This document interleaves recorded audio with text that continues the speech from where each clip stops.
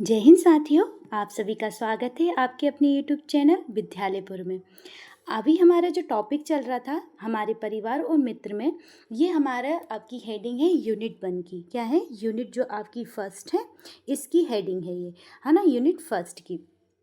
इसके अंतर्गत अभी हमने हमारा पूरे मित्र परिवार सारा वाला टॉपिक कंप्लीट कर लिया है। अब इसके आगे आएगा हमारे पशु पक्षी। अब इसके आगे हम चलते हैं, हमारे टॉपिक की श्रृंखला को आगे बढ़ाते हुए हम पशु पक्षी और हमारे जो आवास में रहने वाले पशु पक्षी हैं इनके बारे में देखेंगे।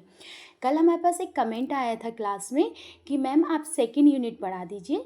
जी बिल्कुल, हम आपकी यूनिट्स लाइन बाय चल रहे हैं, है ना, एक के बाद एक हम सारी यूनिट्स कंप्लीट कराते हुए आपको चलेंगे।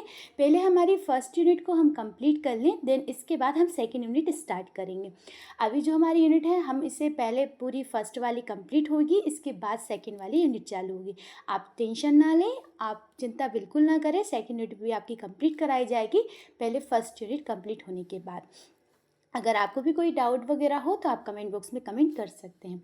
अभी मैं आपको थोड़ा सा इन्फॉर्मेशन दे देती हूँ। ये हमारी एमपी टेट के लिए क्लासेस चल रही हैं, आप इनमें देख सकते हैं। हमारी एमपी टेट के लिए अभी जो पर्यावरण आपकी जो यूनिट है उसका हम फर्स्ट यूनिट कंप्लीट कर रहे हैं। पर्यावरण वाला जो पार्ट है उसकी जो यूनिट है, उसके अंतर्गत जो यूनिट्स हैं आपकी 5, उसमें से हम फर्स्ट यूनिट वाला कंप्लीट कर रहे हैं, जिसमें पर्यावरण में आपके फर्स्ट है मित्र और परिवार। मित्र और परिवार की जो आपकी फर्स्ट हेडिंग है वो हमने कंप्लीट कर ली है। अब सेकंड वाली हमारी स्टार्ट हुई है, जिसमें पशु पक्षी के बारे में हमको दिया गया है ना। हमारी एमपी टेट की हिंदी की क्लासेस भी चल रही हैं। आपकी हिंदी वाली क्लास में व्याकरण आपको पढ़ाया जा रहा है, जिसमें वाक्य के 2 पार्ट्स डल चुके हैं। अगर आपने हिंदी की क्लासेस नहीं देखी है तो उन्हें भी ज़रूर देखें, है ना। ये अल्टरनेट चलती हैं, एक टॉपिक कंप्लीट होने के बाद हम दूसरे सब्जेक्ट की क्लासेस डाल देते हैं। अब ये हमारे 2 क्लासेस में कंप्लीट होगा। ये वाला टॉपिक थोड़ा सा लेंदी है ना, तो इसलिए मैं 2 क्लास में कंप्लीट करवा पाऊँगी इस टॉपिक को, और इसलिए हमारी 2 वाक्य की क्लासेस डल चुकी हैं। अब एक यूनिट था वाक्य में, एक टॉपिक था वाक्य, तो उसकी 2 क्लासेस आपकी डल चुकी हैं। अगर आपने हिंदी में वो नहीं देखी हैं तो उन्हें भी देख लीजिए। फिर पर्यावरण की 2 क्लासेस, इनकी मतलब ये टॉपिक कंप्लीट होने के बाद फिर डबल से हिंदी की क्लासेस आपकी डल जाएंगी, है ना। तो आप टेंशन मत लीजिएगा, सारे यूनिट्स आपके टाइम पे कंप्लीट हो जाएंगी और सारे सब्जेक्ट आपको कंप्लीट हो जाएंगे। तो चलिए हम स्टार्ट कर देते हैं हमारी क्लास को। सबसे पहले आप लोग सब लोग एक बार शेयर कर दें क्लास को, प्लीज़ सब लोग शेयर करा करें क्लास को, और ज़्यादा से ज़्यादा लोगों तक पहुंचाने की कोशिश करा करें, और लाइक कमेंट ज़रूर करके जाया करें। आपको क्लास कैसी लगती है, हमारा मेहनत कैसी लगती है, इसके बारे में हमें बता के ज़रूर जाया करें। हमें अच्छा लगता है आप लोग कमेंट्स करते हैं। आपके अगर कोई डाउट होता है तो हम उन्हें सॉल्व करने के लिए भी आपकी हेल्प करते हैं। तो प्लीज़ हमारी क्लास को चैनल को सब्सक्राइब कीजिएगा, क्लास को लाइक कीजिएगा, देन सबके साथ शेयर ज़रूर कीजिएगा। तो चलो स्टार्ट कर देते हैं। सबसे पहले मैं अपना टॉपिक बता देती हूँ, हम क्या टॉपिक देख रहे हैं। तो हमारा जो टॉपिक है, ये आपका टॉपिक है हमारे पशु और हमारे पक्षी। इसके अंतर्गत ये आपका मेन टॉपिक रहेगा, जिसमें हम मानव, है ना, सबसे पहले मालवाहक आप मानव के साथ पशु पक्षियों को देखेंगे, फिर मालवाहक पशु पक्षियों को देखेंगे, मतलब जो भी हमारे मालवाहक पशु होते हैं उनको देखेंगे। हमारे आसपास के परिवेश में जीव जंतु को देखेंगे, फिर आपके जानवरों पर प्रदूषण का क्या प्रभाव होता है इसके बारे में देखेंगे।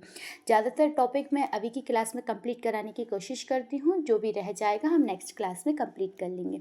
इससे पहले हमने बुजुर्ग, है ना, बच्चे, बीमार, है ना, बीमार बुजुर्ग, इन सब के बारे में लास्ट क्लास में कंप्लीट कर लिया था। आज की क्लास में हमारे जितनी कंप्लीट हो जाता है उतना करते हैं, देन नेक्स्ट क्लास में हम पूरा कंप्लीट कराने की आपकी पूरी कोशिश करेंगे। तो चलिए आगे की ओर चलते हैं हम लोग क्लास में। तो हमारा जो फर्स्ट आएगा, सबसे पहले हम पशु पक्षियों के बारे में जानते हैं। तो देखिए, हमारे परिवेश में निर्माण जो वनस्पति हैं, हमारे आसपास के हम देखें निर्माण वनस्पति पशु पक्षियाँ मिलकर बना होता है। हमारा जो परिवेश होता है, हम आसपास जो हमारा सरफेस होता है, हमारे जैसे हम कोई ये आपका एक कोई मान लीजिए हमारा पूरा समूह है ना, इसके आसपास रहने वाला जितनी भी हमारे आसपास, ये सब किससे मिलके बने हैं? पर्यावरण से बने हैं मिलकर, और जब जीव जंतु वगैरह सबसे मिलकर ये हमारा पूरा परिवेश, हमारा पूरा जो आवरण है साथ में बना हुआ है। बच्चा किसी भी प्रकार के परिवेश, है ना, परिवार, देखिए बच्चा किसी भी प्रकार के परिवार समाज में हो परंतु वह जीवों के बीच रहकर ही बड़ा होता है। अब देखिए, बच्चा आपका किसी भी परिवार, किसी भी समाज में रह रहा हो, मगर उसके आसपास इतने जीव और इतने अलग अलग प्रकार के जानवर वगैरह सब रहते हैं, वो उन्हीं को देखते हुए बड़ा होता है। चाहे वो छोटे जानवर हों, चाहे बड़े जानवर हों, पालतू हों, है ना। आसपास के रहने वाले जो भी जानवर, परिवेश में जो भी जितने लोग रहते हैं, उन सबको देखते हुए ही बड़ा होता है। ये आपको अच्छे से याद रखते हुए चलना। देखिए, हमारा मेन जो मकसद होता है पढ़ाने का, वो बच्चों को अपने मेन सेंटर में रख के पढ़ाने का होता है, कि बच्चों को किस तरीके से हम पढ़ा सकते हैं और समझा सकते हैं ना। और हमारी जो तैयारी टीचर के लिए होती है, और अभी जो वर्ग 3 है ना, जो आपकी एमपी टेट में वर्ग 3 में है, तो ये आपके फर्स्ट से लेके 8th तक के बच्चों के मानसिक तौर पे उनको विकसित करना, शारीरिक तौर पे उन पे विकसित करना। इसलिए हम उनको आवरण, हमारी इस तरीके से पढ़ाई कराई जाती है ताकि उन पर जो असर पड़े वो एक बच्चे, मतलब पढ़ाने वाले टीचर का जो असर रहे, वो एक बच्चों को समझ कर पढ़ाने का, ना कि वो उस तरीके से उनको हैंडल करे कि वो उनको समझ में ही नहीं आए, है ना। तो इसलिए हमारे जो टॉपिक्स डाले गए हैं हम लोगों के लिए पढ़ाने के लिए और हमारे पढ़ने के लिए, इस तरीके के टॉपिक डले हैं जिससे बच्चे को समझा सके। तो इसलिए आप जब भी कोई चीज़ पढ़ें तो बच्चों को किस तरीके से समझ में आए, उस चीज़ को केंद्र में रख के अगर आप पढ़ेंगे तो आप बहुत अच्छे तरीके से उस चीज़ को समझ पाएंगे और आगे और अच्छे क्वेश्चंस को वगैरह को सॉल्व कर पाएंगे। चलिए आगे देखते हैं। तो सबसे पहले हमारे पशु देखते हैं। हम पशु देखते हैं, सबसे पहले तो हम पशुओं के बारे में जानेंगे, है ना, कि कौन कौन से पशु जो इम्पोर्टेंट रहेंगे, जो हमारे आने पूछे जाने के कोशिश हो सकती है, या इन जंतुओं से कुछ सवाल बन सकते हैं। तो पहले कुछ पशुओं के बारे में जान लेते हैं। सबसे पहले पशु में हम हाथी को देखते हुए चलेंगे, है ना। हाथी जी को मानेंगे, हाथी राजा को। सबसे पहले विशाल आकार स्तनपायी जानवर है। कैसा है? विशाल आकार, इसका आकार बहुत बड़ा होता है ना। और धरती पे मतलब पाए जाने वाला सबसे विशाल, मतलब हम बोल सकते हैं बड़ा, धरती वाला, है ना, सबसे बड़ा जानवर है, याद रखिएगा आप लोग, है ना। और इसका समय काल, मतलब कितने समय तक जीवित रहता है, ये 50 से 70 वर्ष तक की आयु के लिए ये जीवित रहता है। ये अच्छे से याद रखते हुए चलना। एशियाई हाथी और भारतीय हाथी, ये याद रखते हुए चलना। एशियाई हाथी और भारतीय हाथियों को याद रखते हुए आपको चलना है। हाथी कैसे? देखिए, एशियाई हाथी हम बोल सकते हैं, अफ्रीकन हाथी भी बहुत ज़्यादा फेमस है। ये आप याद रखिए, वाइट कलर के हाथी वहाँ पाए जाते हैं। हमारे इधर वो ब्लैक ब्राउन कलर, थोड़े से ब्लैक और अपन बोल ग्रे कलर टाइप मिक्स जो रहते हैं, जो मैंने फ़ोटो डाली है, इस तरीके के हाथी हमारे इधर पाए जाते हैं, है ना। ये इंडियन के जो हमारे फॉरेस्ट में पाए जाने वाले एलिफेंट्स हैं, है ना। और वैसे अफ्रीकन हाथी वाइट कलर के भी आपको देखने को मिलते हैं। फिर वैज्ञानिक नाम क्या है इनका? एलिफस, क्या नाम है इनका? एलिफस मैक्सिकस इंडिकस, है ना। इसका जो हमारे भारत में पाए जाने वाला जो एलिफेंट है उसका नाम है एलिफस मैक्सिकस और इंडिकस। इनके वैज्ञानिक नाम जरूर याद रखते हुए चलिएगा। आपसे पूछ सकते हैं, आईएमपी रहेंगे इनके, जिनके भी सबके वैज्ञानिक नाम मैं लेकर आई हूँ, जिनके आपके पूछे जाने के चांसेस हो सकते हैं कि इनके वैज्ञानिक नाम क्या हो सकता है, तो वो भी मैं लेकर आई हूँ, तो आप अच्छे से उनको लेते हुए चलिएगा। शरीर को अनुकूल रखने की क्षमता, है ना, इनके शरीर को ये अनुकूल रख सकते हैं। शरीर को अनुकूल मतलब वातावरण में ढालने की क्षमता इनके शरीर में होती है। कान तापमान नियंत्रण करते हैं। एक तो इनके कान बहुत बड़े बड़े होते हैं, और जो किसका काम करते हैं? तापमान नियंत्रण का काम करते हैं। अगर गर्मी होती है तो वो कानों से हवा करके अपने तापमान को क्या करते रहते हैं? नियंत्रित करते रहते हैं। तो ये भी आप अच्छे से याद रखते हुए चलिएगा, है ना। हाथियों के झुंड में केवल हथनियाँ होती हैं। हाथियों का जो झुंड होता है उसमें हथनियाँ ज़्यादा होती हैं, और उनके साथ है ना 14 से लेके 15 बच्चे, वर्ष तक के बच्चे होते हैं। मतलब बच्चे माँओं के साथ ही रहते हैं। हाथियों के जो माँ, मतलब फीमेल्स जो हाथी होते हैं, एलिफेंट्स होते हैं, उनके साथ बच्चे रहते हैं। ये आप अच्छे से याद रखते हुए चलिएगा। चलिए नेक्स्ट जानवर की ओर चलते हैं हम लोग। अब सेकेंड हमारे पास आएगा बाघ। बाघ ये एक मांसाहारी पशु है। कैसा है? मांसाहारी पशु है ना। स्तनधारी पशु है। और कैसा पशु है? ये स्तनधारी पशु है। याद रखते हुए चलेगा, बाघ भी एक स्तनधारी पशु है। भारत का तो राष्ट्रीय पशु है, ये भी आप याद रख सकते हैं। जानवर जीव जंतु में शायद आपसे क्वेश्चन बन सके, तो बाघ कौन सा जानवर राष्ट्रीय पशु है ना। मध्य प्रदेश से रिलेटिव भी पूछ सकता है वो आपसे, तो आप अच्छे से याद रखते हुए चलिएगा, है ना। दृष्टि बहुत तीव्र होती है। इसकी दृष्टि बहुत तेज होती है बाघ की, है ना। और मनुष्य की अपेक्षा रात में 2 गुना दूरी तक देख सकता है और 2 गुना ज़्यादा देख सकता है ना। मनुष्य रात में जितना देख सकते हैं उससे डबल दूरी और डबल तेज, उससे मतलब रात में शिकार अगर इसे करना है तो ये जीव जंतुओं को बहुत अच्छी तरीके से देख लेता है। अच्छे से याद रखते हुए उसे चलिएगा। ये हमारा बाघ रहा, नेशनल एनिमल है। अच्छे से याद रखते हुए चलिएगा बाघ, है ना। मध्य प्रदेश में तो सबसे ज़्यादा संख्या है इनकी बाघों की, तो बहुत अच्छी तरीके से आप याद रख लीजिएगा इनका, है ना। हमारे मध्य प्रदेश में तो बहुत ज़्यादा, और थोड़े नेशनल पार्क वगैरह के नाम भी याद रख लीजिएगा, किस नेशनल पार्क में कितना घनत्व वगैरह है ना। और ऐसा होगा तो फिर आगे टॉपिक्स आएंगे तो मैं उसमें नेशनल पार्क वगैरह के बारे में भी आपको बता दूंगी, है ना। चलिए नेक्स्ट देख लेते हैं हम लोग।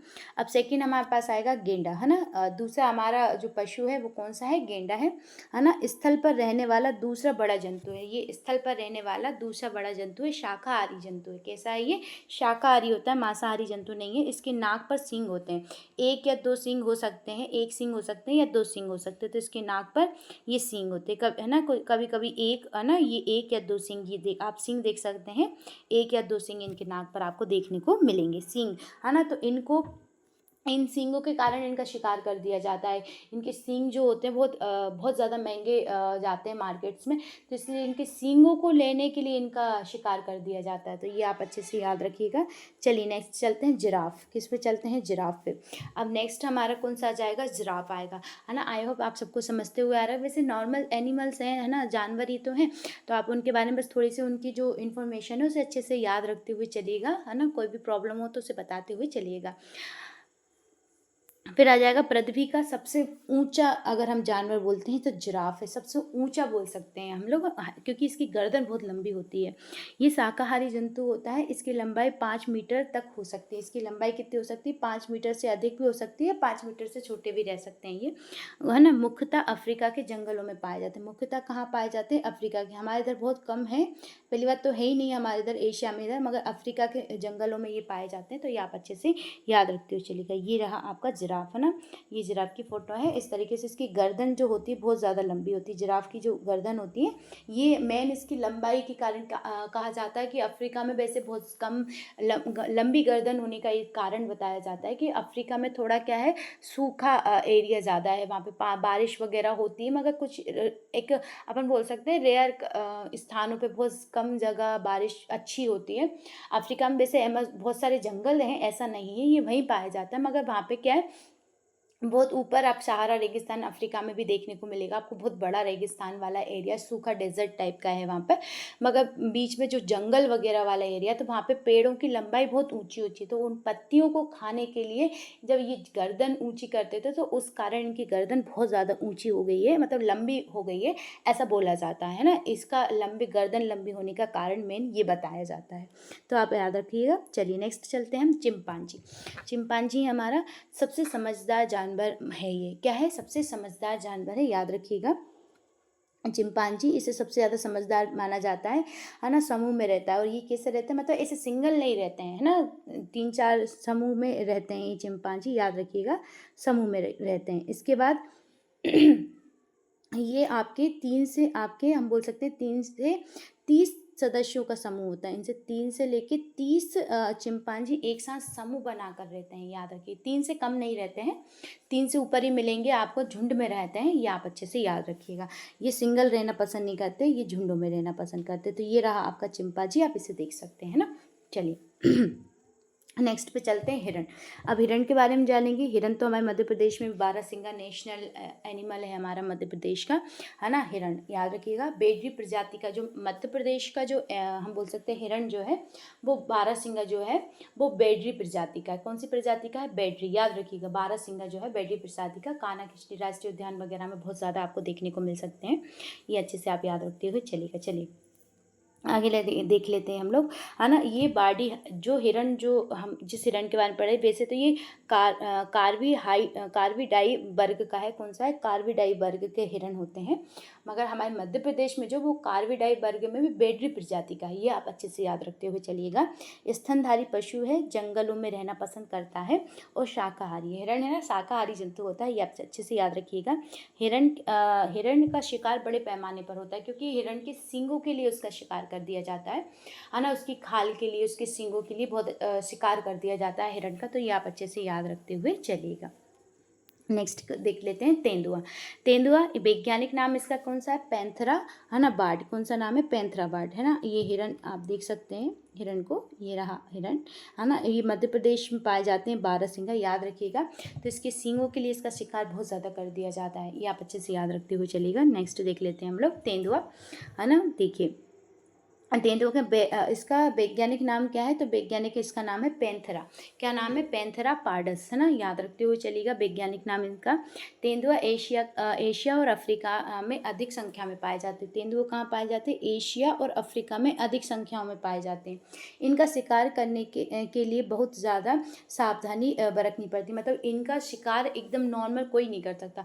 अगर इसका कोई शिकार अगर करता है तो वो बहुत ज़्यादा उसकी दृष्टि और उसके चतुर, हम बोल सकते हैं ना, चतुर टाइप का व्यक्ति होता है, वो ही इसका शिकार कर सकता है। ये बहुत तेज़ होता है ये जानवर, याद रखिएगा, ये बहुत तेज़ जानवर होता है आपका तेंदुआ, है ना। ये आपका तेंदुआ रहा है, ये है तेंदुआ, है ना। देखिए, शेर, तेंदुआ और चीते में बहुत ज़्यादा फर्क होता है, याद रखते हुए चलिएगा, है ना। चीता भी अलग होता है, शेर भी अलग होता है, तेंदुआ अलग होता है। देखिए, शेर जो होता है ना, तो उसके फेस पे, ये शेर जो होता है ऐसे बड़े बड़े बाल होते हैं ना, शेर के फेस पे ऐसे बड़े बड़े बाल होते हैं, इस तरीके से, है ना, बड़े बड़े बाल होते हैं। और आपने अभी, मैंने बाघ बताया था आपको, बाघ पे ना ऐसे लाइन लाइन होती हैं बाघ के शरीर पे, जो मैं आपको एक बार बता देती हूँ। अभी बाघ आया था, तो बाघ के शरीर पे क्या होती है? लाइन्स होती हैं इस तरीके। देखिए, ये बाघ के शरीर पे ये वाली ऐसे धारियाँ होती हैं, ये बाघ होता है ना। बहुत सी बार पता है आपसे क्वेश्चन पूछ लिया जाता है, शेर और चीते में क्या फ़र्क होता है, शेर और बाघ में क्या फ़र्क होता है। ये देखिए, इस तरह की बाघ की शरीर पे लाइन होती है, और शेर जो होता है ना, ये इसकी जो फेस है ना, इसकी जगह बड़े बड़े बाल हो जाते हैं। शेर वो होता है ना, लोयन जिसे बोलते हैं, ये टाइगर है ना। फिर इसके बाद आपका बाघ आ गया। फिर मैंने आपको क्या बताया? आपको चीता नहीं बता रही थी मैं, आपको तेंदुआ बता रही थी, है ना। ये रहा तेंदुआ। तेंदुआ के शरीर पे ऐसे गोल गोल डॉट्स होते हैं। पता है, चीता भी ऐसे होता है, बट चीते के शरीर पे भी ऐसे डॉट्स होते हैं, बट चीते में और तेंदुए में ये फ़र्क होता है, चीते की हाइट थोड़ी सी कम होती है। मतलब वो क्या होता है, बहुत कम, इससे थोड़ा छोटा होता है। आपका चीता जो होता है वो थोड़ा छोटा होता है इससे, हेल्थ में भी छोटा होता है, हाइट में भी छोटा होता है, और वो बहुत तेज़ी से भाग सकता है। और जबकि तेंदुआ जो होता है वो कम दूरी तक भाग सकता है, तो इसलिए वो छुपकर, झाड़ियों में छुपकर ही अपना शिकार करता है। और जबकि तेंदुआ जो चीता होता है, चीते की चाल, मतलब चीता बहुत तेज़ी से दौड़ता है। ये बस हमें इतना है इनके बारे में डिफरेंस। ये 4 डिफरेंस बहुत अच्छे से याद रखते हुए चलिएगा। बाई चांस कभी आपसे पूछ लिया जाए तो आप उनको बहुत अच्छे तरीके से डिफाइन कर सके। चलिए नेक्स्ट पे चलते हैं, भेड़िया। अब भेड़िया देखते हैं, कुत्ते की एक प्रजाति, भेड़िया जो होता है ना, कुत्ते की एक प्रजाति मानी जाती है ना भेड़िया, याद रखते चलिएगा, कुत्ते की ही एक प्रजाति, मतलब कुत्ते जैसे ही दिखते हैं ना, आपके डॉग्स जैसे ही दिखते हैं ये भी, है ना। घास के मैदान में, झाड़ियों में रहते हैं। ये कहाँ रहते हैं? झाड़ियों में रहते हैं। शिकार करने रात में निकलते हैं, ये रात में शिकार करते हैं ना। कब करते हैं शिकार? शिकार रात में करते हैं, ये आप याद रखते हुए चलिएगा। आदमखोर होने की प्रवृत्ति भी सामने आती है। ये बहुत आदमखोर टाइप के होते हैं, मतलब शिकारी टाइप के होते हैं। ग्रामीण एरिया में क्या होता है, ग्रामीण एरिया में ये बच्चों का शिकार बहुत ज़्यादा करते हैं, है ना। ग्रामीण एरिया में ये बच्चों, क्योंकि छोटे छोटे बच्चों को पकड़ पकड़ के ले जाते हैं, ये बहुत ज़्यादा शिकार करते हैं ग्रामीण एरिया में। ये याद रखते हुए चलिएगा। ये होते हैं आपके ये होते हैं आपके भेड़िया, है ना। ये कुत्ते जैसे ही दिखते हैं और कुत्ते जैसे ही लगते हैं, ये आप अच्छे से याद रखते हुए चलिएगा, भेड़िया। और एक और आएगा आपका, है ना, ये गीदड़ अलग होते हैं ना। अभी आपने सुना होगा कितनी ज़्यादा भेड़ियों का अटैक चल रहा है यूपी साइड, है ना। तो वो भेड़ियों की यही है, पकड़ा जा रहा है भेड़ियों को, बहुत ज़्यादा अटैक कर रहे हैं वो लोग, गांव के बच्चों को उठा उठा कर ले जा रहे हैं, है ना। ये अभी आपने कुछ दिन पहले न्यूज़ भी सुनी होगी, है ना। तो ये वही भेड़िए हैं। इसके बाद आ जाएंगे गीदड़। अब गीदड़ थोड़ा होता है, ये सर्वभक्षी होता है गीदड़, झुंड में रहना पसंद करता है। ये गीदड़ होता है, जिसे आपने गीदड़ों को देखा होगा शायद, ये भी कुत्ते की तरह दिखते हैं, मगर थोड़े से अलग होते हैं कुत्ते से, है ना। डॉग, ये थोड़ी इनकी जो बनावट होती है वो थोड़ी सी अलग होती है ना गीदड़ों की, तो याद रखिएगा। गीदड़ों का झुंड में रहते हैं गीदड़, ये भी आप अच्छे से याद रखते हुए चलिएगा। चलिए नेक्स्ट चलते हैं। अब आ जाएगा लोमड़ी, है ना। कौन सा? जो लोमड़ी सबसे चालाक जानवर माना जाता है लोमड़ी को। ये माद यानी गुफा में रहना पसंद करते हैं। ये क्या होता है? गुफाओं में रहते हैं। वैसे इसको माद बोलते हैं, गुफा को क्या बोला जाता है? माद बोला जाता है। नाम याद रखते हुए चलिएगा, है ना। गुफा में रहते हैं, दूसरे जंतु द्वारा, है ना, बनाई गई माद में रहना पसंद करते हैं। खुद निर्माण नहीं करते माद का, है ना। दूसरे जो जंतु द्वारा बनाई गई जो माद है उसमें रहकर उसमें रहना पसंद करते हैं, ये आप से याद रखिएगा। लोमड़ी धूर्तता का प्रतीक माना जाता है। याद रखना, धूर्तता बहुत चालाक होता है ना, धूर्तता मतलब चालाक ही होता है, याद रखिएगा। बाई चांस पूछ लिया जाए आपसे कि किस जानवर को धूर्तता का प्रतीक माना जाता है, तो याद रखिएगा लोमड़ी को माना जाता है ना। किसको माना जाता है? लोमड़ी को। इसकी, है ना, 24 प्रकार की प्रजातियां पाई जाती हैं। है ना, कौन की, लोमड़ी की। भारत में 24 प्रकार की, भारत और पूरे विश्व में 24 प्रकार की प्रजातियां हैं लोमड़ी की, अलग अलग तरीके की, तो याद रखिएगा, है ना। इसके बच्चे जो होते हैं वो अंधे जन्म लेते हैं, बाद में उनकी आंखों में रोशनी आती है लोमड़ी के बच्चों की, याद रखिएगा। ऑस्ट्रेलिया छोड़कर ये हर जगह पाए जाते हैं, ऑस्ट्रेलिया में लोमड़ी नहीं पाया जाता, याद रखिएगा। ऑस्ट्रेलिया वाला जो एरिया है वहाँ आपको लोमड़ी नहीं मिलेगा, ये आप अच्छे से याद रखते हुए चलिएगा। चलिए नेक्स्ट क्वेश्चन की, नेक्स्ट चलते हैं। नेवला, अभी हम जो पढ़ रहे हैं वो जीव जंतु ही पढ़ रहे हैं, जो हमारे आसपास हम ज़्यादातर जंतुओं को देखते हैं उनके बारे में पढ़ रहे हैं, है ना, ठीक है। भारत में सर्वाधिक पाया जाता है नेवला, कहाँ पाया जाता है, भारत में सर्वाधिक हमारे इधर नेवला पाया जाता है, मतलब भारत में सर्वाधिक पाया जाता है। बहुत सारी जगह पाए जाएंगे, विश्व में सब जगह पाया जाएगा, मगर भारत में इनकी संख्या ज़्यादा आपको देखने को मिलेगी, है ना। साहसी जीव है और ये प्रकृति से खूंखार है, साहसी, बहुत ज़्यादा हिम्मत वाला जीव है, साहसी जीव है, प्रकृति से खूंखार है। सांप और नेवले की, मतलब सांप को खाना पसंद करता है नेवला, है ना, बहुत उसे देख के ही शिकार करने का करता है। इसकी शरीर से सुगंध आती है ना, समानता इसे कस्तूरी सुगंध संबंधित माना जाता है। कस्तूरी जो मृग होते हैं ना, कस्तूरी मृग आपने सुने, उनको कस्तूरी मृग क्यों कहा जाता है, क्योंकि उनके जो स्किन है ना उसमें से बहुत प्यारी स्मेल आती है, ऐसे ही इन नेवलों में से भी आती है, तो याद रखते हुए चलिएगा। अब देखिए अभी तक हमने क्या पढ़ा, मैं आपको बता देती हूँ। अभी तक हमने हमारे पशु पढ़े थे, क्या पढ़े थे, हमारे पशु, है ना, हमने हमारे पूरे पशु कंप्लीट करे थे, याद रखिएगा। देखिए हमने पूरे हमारे पशु कंप्लीट करे थे। अब हम क्या पढ़ने वाले हैं, अब हम पढ़ने वाले हैं हमारे पक्षी, क्या पढ़ने वाले हैं, हमारे पक्षी। देखिए अब हमारे पक्षियों से रिलेटिव आसपास रहने वाले जो भी इंपॉर्टेंट पक्षी रहेंगे हम उनको देखते हुए चलेंगे, ठीक है। चलो सबसे पहले पक्षी में हम देख रहे हैं कौआ को, किसको देख रहे हैं, कौआ को, है ना। कारवेरी वर्ग का प्रसिद्ध पक्षी है, याद रखिएगा कौन सा, कारवेरी, है ना। फिर इसके बाद विश्व में हर जगह, सभी जगह पाया जाता है, कौआ कहाँ है, विश्व में सब जगह पाया जाता है।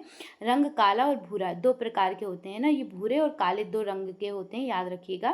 फिर सर्वभक्षी पक्षी होता है, घरों के आसपास आपको देखने को मिलेगा। अब तो इनका भी आपको बहुत कम हमारे घरों के आसपास देखने को मिल रहा है, क्योंकि आजकल जो सिग्नल्स वगैरह, टावर्स वगैरह जो होते हैं उनके कारण ये लोग अपना रास्ता भटक जाते हैं और बहुत ज़्यादा प्रॉब्लम्स क्रिएट होती हैं। सिग्नल्स जो अभी आजकल जो डाटा सिग्नल्स जो होते हैं ना उनके कारण बहुत ज़्यादा प्रॉब्लम्स इनको क्रिएट होती है, इसके कारण अब हमें बहुत कम ये देखने को मिलते हैं। आपको पक्षी वगैरह बहुत ज़्यादा कम होती जा रही है इनकी संख्या, मगर जो कौवा है वो आपको नॉर्मल देखने आपने देखा ही होगा। फिर इसके बाद आ जाएगा मुनिया, है ना। मुनिया क्या, छोटे आकार की एक पक्षी होती है जिसे हम मुनिया कहते हैं, छोटे आकार की पक्षी होती है, झुंड में रहती है और खेतों पर गिरे हुए, मतलब जो खेत में जो गेहूँ, ये सोयाबीन वगैरह जो लगाया जाता है, जब इनको निकाला जाता है तो कुछ गिर जाते हैं दाने, तो उन्हीं को बीन बीन के ये खाती है, तो इसे मुनिया बोला जाता है ना। ये झुंड में रहती है मुनिया, कैसे रहती है, झुंड, मतलब एक अकेली सिंगल नहीं रहती, बहुत सारे पक्षियों का झुंड होता है उसमें रहती है ना। 10 से 5 फीट ऊंचे, है ना, झाड़ियों पे अपना घोंसला बनाती है, मतलब पेड़ों पे नहीं बनाती है घोंसला, छोटी छोटी जो झाड़ियाँ होती हैं उनमें अपना ये घोंसला बनाती है, ये आप अच्छे से याद रखते हुए चलिएगा। चलिए नेक्स्ट क्वेश्चन, नेक्स्ट हम चलते हैं। नेक्स्ट हमारे है गौरैया। गौरैया हमारे घर में रहती हैं, हमारे आसपास रहती हैं, ये तो आपने देखी होंगी गौरैया। चलिए गौरैया के बारे में देखते हैं। तो गौरैया जो है ये नगरीय ग्रामीण बस्तियों में आपने देखने को मिलेंगी। गौरैया कहाँ पे देखने को मिलेंगी, नगरीय और ग्रामीण बस्तियों में आपको ज़्यादातर देखने को मिलती हैं गौरैया। इनकी 6 प्रजातियां वर्तमान में उपस्थित है। कौन सी 6 प्रजातियां, मतलब अभी तक हम इनकी 6 प्रजातियां देख सकते हैं। हाउस स्पैरो को बोलचाल में गौरैया कहा जाता है, जो गौरैया हम बोला जाता है उसे हाउस स्पैरो बोला जाता है, याद रखिए, इसे गौरैया बोल रहे हैं हम, जो वो हमारे नॉर्मल जो हमारे घर में रहती हैं उन्हें हाउस स्पैरो कहा जाता है। भारत में बिहार और दिल्ली का राजकीय पक्षी क्या है आपका, स्टेट बर्ड जो है गौरैया, मतलब हाउस स्पैरो क्या है उनका स्टेट बर्ड है, कहाँ कहाँ का, बिहार का और दिल्ली का, ये आप अच्छे से याद रखते हुए चलिएगा। चलिए नेक्स्ट चलते हैं हम मोर। आप कौन सा देख रहे हैं, हम मोर को देखते हैं। चलिए मोर को देखते हैं हम, है ना, मोर को देखते हुए चलते हैं। इसका वैज्ञानिक नाम, है ना, पावो क्रिटेसस है। क्या नाम है मोर का, अगर हम वैज्ञानिक नाम देखें तो पावो क्रिटेटस है। फिर इसके बाद खुले बालों में हम बोल सकते हैं बनों में, ये मिस्टेक हो गई टाइपिंग, एक मिनट, हाँ, खुले बनों में रहना ये पसंद करती, कहाँ पे, बनों में, है ना, खुले बनों में रहना ये पसंद करती हैं, याद रखना। और इसके बहुत सुंदर पक्षी होता है, ये बहुत ज़्यादा सुंदर पक्षी होता है ना। बरसात के मौसम में नृत्य करना बहुत ज़्यादा पसंद करता है। भारत का क्या है, ये राष्ट्रीय पक्षी है, तो ये पॉइंट अच्छे से याद रख लीजिएगा, भारत का राष्ट्रीय पक्षी है, ये आप अच्छे से याद रखते हुए चलेगा। चलिए नेक्स्ट उस पर चलते हैं।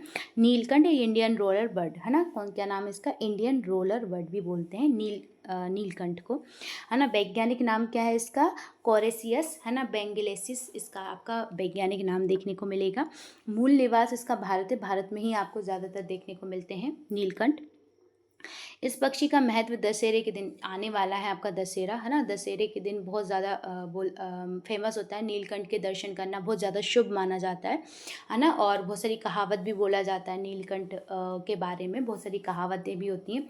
एक मैं आपको सुनाती हूँ, नॉर्मल है, हमारे इधर बोली जाती है। नीलकंठ के ऊपर कहावतें लिखी जाती हैं और उनको देखना बहुत शुभ माना जाता है, ये आप अच्छे से याद रखिएगा, है ना। बहुत शुभ दशहरे के दिन दर्शन करना, सुबह अगर आपको हो जाते हैं तो बहुत अच्छा रहता है, ऐसा बोला जाता है। चलिए आगे चलते हैं। चील, अब हम दूसरा देखते हैं बाज। चील देखते हैं ना, क्या देखते हैं? चील।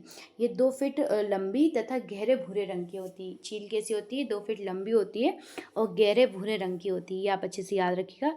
चोंच काली, टांगे पीली होती हैं। इसकी चोंच कैसी होती है? काली होती है, चोंच काली होगी। और इसकी जो पैर होते हैं ना, वो येलो कलर के होते हैं। जो पैर होते हैं उसके, ये आपको येलो कलर के देखने को मिलेंगे। किसके? चील के। ये आप बात याद रखिएगा। सर्वभक्षी पक्षी की दृष्टि से सर्वभक्षी पक्षी है और दृष्टि बहुत ज़्यादा मजबूत होती है, क्योंकि कहते हैं ना बाज की चाल चील की नज़र, है ना, उस टाइप से, है ना। बाज की नज़र जो होती है बहुत तेज़ होती है। ये चील जो होती हैं इनको बाज बोला जाता है, बहुत ज़्यादा तेज़ नज़र होती है इनकी, तो आप अच्छे से याद रखते हुए, मतलब शिकारी पक्षी होता है ये, बस हमें ये अच्छे से याद रखना है, शिकारी पक्षी है ये। अब आ जाएंगे, देखिए अभी तक हमने हमारे आसपास पक्षी देख लिए। कौन कौन से पक्षी बताए मैंने, एक बार मैं आपको बता देती हूँ हमने कौन कौन से पक्षी देखे। तो सबसे पहले कौवा देखा हमने। कौन सा पक्षी देखा? सबसे पहले तो हमने कौवा देखा। लोमड़ी, ये तो वो है, एक मिनट, हाँ, सबसे पहले हमने कौवा देखा। कौवा के बाद हमने मुनिया देखी। मुनिया के बाद हमने आपकी गोरैया देखी। गोरैया के बाद हमने मोर देखा। मोर के बाद नीलकंठ देखा। इसके बाद चील देखा। और ये हमारी फेमस जो भी आसपास रहने वाले जो इम्पोर्टेंट पक्षी थे मैंने आपको वो सब बता दिए हैं। अब पालतू जानवर को देते हैं। जो पालतू जानवर हैं जो घर में पाले जाते हैं किसी न किसी साधन के लिए, किसी न किसी ज़रूरत के लिए, अब हम उनके बारे में देखते हैं ना। अभी तक अगर आपने शेयर नहीं किया है क्लास को तो प्लीज़ एक बार शेयर कर दें, लाइक ज़रूर कर दें क्लास को। तो चलिए मैं आपको 10 सेकंड का समय देती हूँ, उसमें आप जल्दी से क्या कर दीजिएगा, क्लास को शेयर कर दीजिएगा, लाइक कर दीजिएगा कि आपको, और एक कमेंट बॉक्स में कमेंट ये ज़रूर कर दीजिएगा, बताइए कि समझ में आ रहा है कि नहीं आप लोगों को। तो प्लीज़ एक बार कमेंट करिएगा कि कैसी लग रही है क्लास, समझ में आ रहा है कि नहीं आ रहा है आप लोगों को। तो जल्दी से एक बार कमेंट कर दीजिए कि आपको कितना समझ में आ रहा है, क्या आ रहा है भी कि नहीं, एक बार मुझे कमेंट करके बता दीजिए। चलिए मैं आपको थोड़ा सा समय दे देती हूँ 10 सेकंड का, एक बार आप लोग जल्दी से शेयर कर दें क्लास को। आपके पास 10 सेकंड का समय है, जल्दी से कर दीजिएगा आप लोग।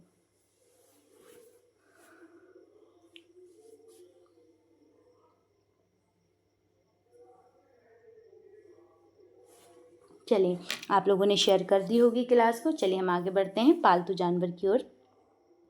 चलिए अब हमारे पालतू जानवर देख लेते हैं हम लोग। चलिए सबसे पहले पालतू जानवर में हम लोग देखेंगे, ये एक वफादार जानवर होता है, कुत्ता, है ना। सबसे पहले हम कुत्ता डॉग को देखने वाले हैं, डॉग को, है ना। ये क्या होता है आपका वफादार जानवर होता है। घर की रखवाली और सुरक्षा के लिए इनको पाला जाता है। घर की रखवाली और सुरक्षा के लिए क्या करा जाता है, इनको पाला जाता है। ये आप अच्छे से याद रखते हुए चलिएगा। नेक्स्ट चलते हैं हम लोग, बिल्ली। बिल्ली दुनिया में सबसे ज़्यादा पाली जाने वाली प्रसिद्ध जानवर है बिल्ली, आप याद रखिएगा। बिल्ली जो है दुनिया में सबसे ज़्यादा पाली जाने वाली, आपने देखा होगा सब, बहुत से लोग बिल्ली यानी कैट रखना बहुत ज़्यादा पसंद करते हैं ना, तो याद रखिएगा।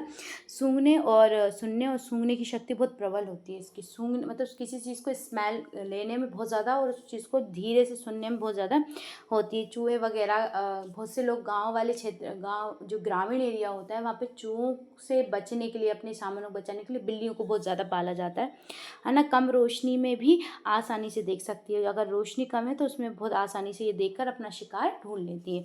ये भी एक मांसाहारी जंतु होता है, याद रखिएगा। फिर तीसरे नंबर पे गाय को पाला जाता है। गाय को क्यों पाला जाता है, तो महत्वपूर्ण पालतू पशु है ये। विश्व में सभी भागों में आपको गाय देखने को मिलेगी। इसके दूध का उपयोग भोजन यानी भोज्य पदार्थों में भी किया जाता है, भोज में भी इसके दूध का उपयोग किया जाता है। फिर इसके बाद आ जाएगा ये ना, भारत में लगभग 30 नस्ल इसकी पाई जाती है। जैसे आपने हमारे इधर सुनी होगी बंदवारी, है ना, ये आपने सुनी होगी। फिर इसके बाद आ जाएगी मालवी गाय होती है ना, बुंदेली गाय होती है, निमाड़ी गाय होती है ना। ये बहुत सारी गायें हमारे इधर पाई जाती हैं। मध्य प्रदेश की अगर बोलें तो, है ना, कितनी सारी प्रकार की अलग अलग गायें होती हैं, तो याद रखिएगा। है ना। जो हमारे इधर मालवी गाय बहुत फेमस है, निवाड़ी गाय है, बुंदेली गाय होती हैं, है ना, और बघेली, इस तरह के अलग अलग क्षेत्र में भी उन गायों की बनावट भी बहुत अलग होती है उन लोगों की, है ना। तो सबको अलग अलग नाम से जाना जाता है, याद रखते हुए चलिएगा। फिर इसके बाद आएगा धार्मिक दृष्टि से बहुत ज़्यादा महत्वपूर्ण है, गाय पूजनीय होती है। हिंदू धर्म में पंचगव्य का बहुत महत्व है, जैसे दूध, दही, घी, गोबर, गोमूत्र, है ना, इनका भी बहुत ज़्यादा महत्व है। पंचगव्य माना जाता है, बहुत पवित्र माना जाता है। तो आप अच्छे से याद रखते हुए ये चलिएगा। चलिए नेक्स्ट क्वेश्चन की ओर चलते हैं, भैंस। अब हम भैंस को देखते हुए चलेंगे। आर्थिक रूप से अधिक महत्वपूर्ण है ये, है ना, बहुत ज़्यादा महत्वपूर्ण होती है। दूध का उपयोग भोज्य पदार्थों को बनाने में किया जाता है और उसका रंग काला होता है ना, याद रखते हुए आप अच्छे से चलिएगा, है ना। आर्थिक रूप से महत्वपूर्ण, गाय से भी ज़्यादा, क्योंकि महंगी आती है गाय से भी ज़्यादा ये। और आर्थिक रूप, क्योंकि इसका दूध जो होता है वो गाय के दूध की अपेक्षा थोड़ा सा गाढ़ा माना जाता है ना, गाढ़ा होता है, जिससे वहाँ पे जो बेचने पे पैसे मतलब बहुत ज़्यादा रहते हैं, तो कमाई का भी बहुत अच्छा साधन है, याद रखिएगा। चलिए दूसरे हैं अब हमारे जो हैं पालतू पक्षी। अभी तक हमने पालतू पशु देखे, अब हम पालतू पक्षी देखते हैं ना। क्या देखते हैं? पालतू पक्षी, है ना। पालतू पशु देखे हैं, अब पालतू पक्षी देखते हुए हम चलेंगे। चलिए सबसे पहले तोता देखते हैं हम लोग। ये हरे रंग होने के कारण बहुत ज़्यादा आकर्षित है। इसका जो कलर जो होता है वो बहुत ज़्यादा प्यारा कलर होता है, ग्रीन कलर का जो पैरेट कलर होता है वो बहुत प्यारा होता है, उसके कारण ये आकर्षित करता है। और इसकी आंखें काली, ऊपर से चोंच इसकी रेड कलर की होती है, तो ये बहुत ज़्यादा आकर्षण का कारण करता है। समझदार पक्षी होता है, आप अगर इसे कुछ सिखाओगे तो ये सीख जाता है, बहुत समझदार पक्षी होता है। इसकी चोंच कैसी होती है? तो लाल होती है। इसकी चोंच कैसी होती है? लाल चोंच होती है। वैज्ञानिक नाम इसका क्या है? सियाक्यूला है इसका नाम, याद रखिएगा। वैज्ञानिक नाम क्या है इसका? सियाक्यूला, है ना, ये नाम याद रखिएगा, है ना। भोजन में ये फल खाता है, हरे फल खाता है और मिर्ची को खाना पसंद करता है ना। फल खाता है और मिर्ची खाना पसंद करता है। कौन? तोता, याद रखते हुए चलिएगा। चलिए नेक्स्ट चलते हैं कबूतर की ओर। कबूतर क्या है? ये विश्व में पाया जाता है, सभी सभी जगह पाया जाने वाला पक्षी है, याद रखते हुए चलिएगा। सभी आपको देखने को मिलेगा। यही है पैरेट कलर, ये जो मैं ग्रीन कर रही हूँ ये पैरेट कलर ही है। मनुष्य के संपर्क में रहना पसंद करता है ना। मनुष्य के मतलब ये कबूतर जो है मनुष्यों के साथ रहना पसंद करता है और भोजन में अनाज, दाल वगैरह खाना पसंद करता है। अनाज के जो मोटे अनाज के दाने हैं वगैरह ये खाना पसंद करता है। कौन? कबूतर, याद रखते हुए अच्छे से चलेगा। तो ये हम कौन से पढ़ा है? ये पालतू जो पक्षी होते हैं जो हम पालते हैं, ये उनके बारे में। अब मुर्गा मुर्गी देखते हैं हम, मुर्गा वगैरह। इनको सर्वाधिक तो पैसों के लिए इन्हें पाला जाता है, इनके अंडे मांस के लिए इनको पाला जाता है। भारत में सर्वाधिक पाला जाता है। मेन इनको पालने का एक ही काम है, एक तो मांस का प्रोडक्ट मतलब मांस के लिए, खाद्य पदार्थ में मांस के लिए, और साथ में अंडे वगैरह के लिए इनको पाला जाता है। ये आप अच्छे से याद रखते हुए चलिएगा। नेक्स्ट देखते हैं, अब हम देखते हैं मालवाहक पशु। अभी तक हमने घरेलू पक्षी देखे, अब हम मालवाहक पशु देखते हैं। क्या देखते हुए चलेंगे? हम मालवाहक पशु देखते हुए चलेंगे। चलिए एक बार हम मालवाहक पशु में देख लेते हैं बैल वगैरह, है ना। अब सबसे पहले बैल देख लेते हैं। मालवाहक पशु में सबसे पहले हम बैल देखेंगे। कृषि कार्यों में उपयोग किया जाता है, जैसे हल वगैरह चलाने में, है ना, कृषि कार्य में किया जाता है। पूजा भी की जाती है इन लोगों की, है ना। धार्मिक रूप से भी बहुत महत्वपूर्ण माना जाता है बैलों को, है ना। बिहार का तो राजकीय पशु भी है बैल, याद रखिएगा। बिहार का राजकीय पशु है बैल। अभी हमने आपको चिड़िया कौन सी बताई थी? गौरैया, है ना। पक्षी कौन है? गौरैया है बिहार का। और बिहार का पशु कौन है? आपका बैल है। ये अच्छे से याद रखते हुए आपको चलना है ना। तो चलिए देख लेते हैं बैल। तो बैल आर्थिक रूप से बहुत महत्वपूर्ण होता है, इनको बेचा भी जाता है बहुत जगह। धार्मिक रूप से आपने बैलों की लड़ाई देखी होगी, है ना। बुल फाइट बहुत ज़्यादा महत्वपूर्ण है, बहुत ज़्यादा आपने देखने को मिले होंगे आपको। फिर इसके बाद साथ में इनकी पूजा की जाती है, और एक अमावस्या आती है जिसे पोरा अमावस्या बोलते हैं, उस दिन इनकी पूजा की जाती है बैलों की, और उनको रंगा जाता है इनकी, और बहुत सारी अलग अलग धार्मिक प्रथाओं के अनुसार इनको पूजा जाता है। नेक्स्ट देखते हैं हम लोग ऊँट। ऊँट को देखते हैं। ये पालतू जानवर होता है ऊँट आपका। सबसे पहले रेगिस्तान का से जहाज कहा जाता है ऊँट को। क्या कहा जाता है? रेगिस्तान का जहाज कहा जाता है। 7 दिन तक बिना पानी के रह सकता है। कितने दिन तक? 7 दिनों तक बिना पानी का। आपको पता है रेगिस्तान में पानी को बहुत कम सोर्सेज होते हैं, वहाँ पर मिलता नहीं है, तो इसलिए इस जानवर की ये इसकी बनावट ही ऐसी है। इसके ऊपर जो कुबड़ होती है ना इस तरीके की, ये उसमें है ना पानी को स्टोर करके रख लेता है। 15 दिन तक अगर इसे पानी ना भी दिया जाए तो भी ये जीवित रहता है ना। जीवन काल इसका 40 से 50 वर्ष होता है। अधिकतम ये चल सकता है, मतलब ये है कि 1 घंटे में ये 65 किलोमीटर चल सकता है। 1 घंटे में इस तरीके से चलता है, 1 घंटे में 65 किलोमीटर की रफ्तार से ये चलता है ना। इसके बाद आ जाएगा मांस, है ना, दूध आदि के लिए इससे प्राप्त होता है। मांस भी इससे प्राप्त होता है और दूध भी इससे प्राप्त होता है ना, याद रखते हुए चलना है। मांस और दूध दोनों प्राप्त होता है इससे, ये आपको याद रखना है। फिर इसके बाद आ जाएगा रेगिस्तान का जहाज, आपको अच्छे से याद रखना है। क्वेश्चन पूछ लिया जाए रेगिस्तान का जहाज किस जानवर को कहा जाता है, तो आपको याद होना चाहिए ऊँट को कहा जाता है, कैमल को रेगिस्तान का जहाज कहा जाता है। ये बहुत अच्छी तरीके से आप ये क्वेश्चन जो आपको पढ़ाए जा रहे हैं इनको आप बहुत अच्छी तरीके से याद रखते हुए चलेगा, बिल्कुल मिस मत कीजिएगा। सारे क्वेश्चंस बहुत इंपॉर्टेंट हैं, सारे पूरी पीडीएफ्स जो है वो पूरी इंपॉर्टेंट। हाँ, आपको अगर पीडीएफ चाहिए हो तो टेलीग्राम चैनल से आप ले सकते हैं। चलिए आगे देख लेते हैं। घोड़ा, घोड़ा क्या है, मनुष्य का सबसे प्रिय आपको देखा है, पशु देखें तो आपको घोड़ा देखने को मिलेगा, मनुष्य का सबसे प्रिय देखने को मिलेगा, है ना। टांगे गाड़ी वगैरह में, बारातों में, है ना, शादियों में बहुत ज़्यादा घोड़े का महत्व होता है, तो ये आप अच्छे से याद रखिएगा। और ये खच्चर माल वाहक के रूप में भी इसका प्रयोग किया जाता है, याद रखिएगा, है ना। यात्रियों, अब धार्मिक स्थलों पे, जो पहाड़ी वाली क्षेत्र वाले धार्मिक स्थल होते हैं वहाँ पे जो यात्री होते हैं, यानी जो दर्शक होते हैं, जो भी आते हैं वहाँ पे श्रद्धालु, उन लोगों को ऊपर ले जाने, दर्शन कराने में भी बहुत ज़्यादा महत्वपूर्ण होता है। तो एक बार मैं बता देती हूँ आपको क्या क्या देखा हम लोगों ने अभी। तो सबसे पहले तो हमारे पशु देखे, हमारे पशु में हाथी देखा, है ना। हाथी के बाद फिर अपन ने बाघ देखा, हाथी के बाद क्या देखा, अपन ने बाघ देखा। बाघ के बाद हमने गेंडा देखा, है ना, याद रखिएगा, गेंडा देखा। गेंडे के बाद फिर हमने, है ना, जिराफ देखा, क्या देखा, जिराफ देखा। जिराफ के बाद फिर हमने चिंपांजी देखा। चिंपांजी के बाद हमने आपका हिरण देखा, है ना, ये अच्छे से याद रखते हुए चलेगा, हमने हिरण देखा। फिर हिरण के बाद हमने क्या करा है, फिर हमने चीता, है ना, तेंदुआ, माफ़ कीजिएगा, तेंदुआ देखा। तेंदुआ के बाद फिर हमने आपका भेड़िया देखा, है ना, ये भेड़िया है आपका। भेड़िया के बाद फिर हमने देखा आपका गीदड़, ये गीदड़ देखा था। फिर इसके बाद हमने लोमड़ी देखा, है ना, ये आप अच्छे से याद रखते हुए चलेगा, लोमड़ी देखा फिर हम लोगों ने। लोमड़ी के बाद नेवला, ये नेवला जो है वो आप आ जाएगा। फिर आ जाएगा पक्षी, हमने हमारे पक्षी देखे थे, हमारे पक्षी में मुनिया देखा, कौवा देखा, गोरैया देखा, हमने मोर देखा। मोर के बाद नीलकंठ देखा, फिर चील देखा। और फिर हमारे जो पालतू जानवर हैं उनके बारे में, कुत्ते के बारे में देखा, बिल्ली। बिल्ली के बाद फिर आपको हम लोगों ने क्या देखा, गाय देखी। फिर गाय के बाद भैंस देखा। भैंस के बाद प्रमुख पक्षी, जो पालतू पक्षी जो थे हम घर में पालते, तोता, कबूतर, है ना। फिर इसके बाद मुर्गा मुर्गी, ये हम लोग पालते हैं। फिर माल बाग में हमने बेल देखा। बेल के बाद फिर हमने क्या देखा, तो बेल के बाद ऊँट देखा। ऊँट के बाद घोड़ा देखा।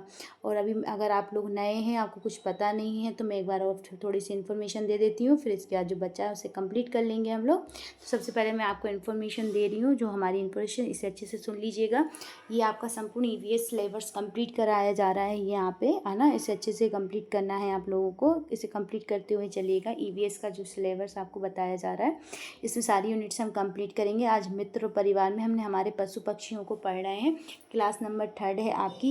एमपी के हर टॉपिक्स जो आपके एमपी टेट में है, ईवीएस में जो भी आपका हर टॉपिक रहेगा, इसे हम कंप्लीट करते हुए चलेंगे। तो अभी तक आपने अगर चैनल को सब्सक्राइब नहीं किया तो प्लीज़ सब्सक्राइब कर लीजिएगा, क्लास को लाइक कर दीजिएगा और शेयर ज़रूर कर दीजिएगा। आपकी हिंदी की व्याकरण की क्लासेस डल रही हैं, जिसमें वाक्य, शब्द, व्यंजन ये आपके कंप्लीट हो चुके हैं, इन्हें आप देख लीजिएगा अगर आपने नहीं देखी है। और फिर इसके बाद ईवीएस के तो अल्टरनेट में डलती हैं क्लासेस, एक एक टॉपिक कंप्लीट होने तक, चाहे वो 3 क्लास में हो या 2 क्लास में, जब तक पूरा टॉपिक कंप्लीट नहीं हो जाता है, जब तक हम हमारी क्लास को कंप्लीट नहीं करते हैं ना, दूसरी क्लास नहीं डलती। एक टॉपिक कंप्लीट होने के बाद देन आपका फिर दूसरा ही डलेगा, ये आप अच्छे से याद रखते हुए चलिएगा, है ना। चलिए एक बार और साथ में फिर शेयर कर दीजिएगा आप जल्दी से, आप लोग अगर आप शेयर नहीं करा है, और ज़्यादा से ज़्यादा लोगों तक शेयर कर दीजिएगा क्लास को, है ना। और हमारा अब जो बच्चा है, वैसे हमारा ऑलमोस्ट आज का जो टॉपिक था वो कंप्लीट हो गया है। तो आप सब लोगों का बहुत बहुत धन्यवाद, थैंक यू हमारी क्लास को लास्ट तक देखने के लिए। ऐसे ही शेयर करते रहें, देखते रहें क्लास को, है ना। और क्लास को देखना ना भूलें, और पूरी क्लास ज़रूर देख के ही जाना है आप लोगों को। 2024 में जो भी आपके फॉर्म डल रहे हैं, और आप लोग अपने जो ग्रुप्स हैं उन सब में अच्छे से शेयर करती रहिए क्लास को। हमारा जो आज का टॉपिक है वो कंप्लीट हो गया, बचा हुआ टॉपिक हम कल की क्लास में कंप्लीट कर लेंगे, तो हमारा पूरा टॉपिक कंप्लीट हो जाएगा। कल की क्लास में हम ये बचे हुए जो टॉपिक है, ये मैंने मालवाहक पशु तक पढ़ाया, जो बचा हुआ जो टॉपिक रहेगा आपका इतना, ये हम कल की क्लास में कंप्लीट कर लेंगे, तो हमारा एक टॉपिक और कंप्लीट हो जाएगा। फिर इसके बाद फिर किसी आपकी हिंदी व्याकरण की क्लास आपको देखने को मिल जाएगी। तो जय हिंद साथियों, फिर जल्दी से मिलते हैं हम लोग नेक्स्ट क्लास में आप लोगों के साथ। ऐसे ही बने रहिए हमारे चैनल के साथ। कैसी लगी क्लास एक बार ज़रूर कमेंट बॉक्स में कमेंट ज़रूर कर दीजिएगा कि आपकी हमारी क्लास कैसी लगी। जाने से पहले अगर कोई डाउट हो तो प्लीज़ आप डाउट को भी क्लियर कर सकते हैं, डाउट के बारे में भी पूछ सकते हैं। डाउट को अगर आपको पूछना है तो जैसे अभी कोई गुड़िया ने पूछा था, अगर उनको लग रहा था कि पता नहीं यूनिट सेकंड होगी कि नहीं, सारी यूनिट्स कंप्लीट कराई जाएंगी, तो आप उसकी टेंशन ना लें, पूरी यूनिट्स कंप्लीट होंगी, आप लोगों की यूनिट पूरी कंप्लीट ही कराएंगे। तो चलिए फिर मिलते हैं आप लोगों के साथ नए टॉपिक के साथ, आप लोगों को मिल देंगे आपकी क्लास में। जय हिंद साथियों, नमस्ते।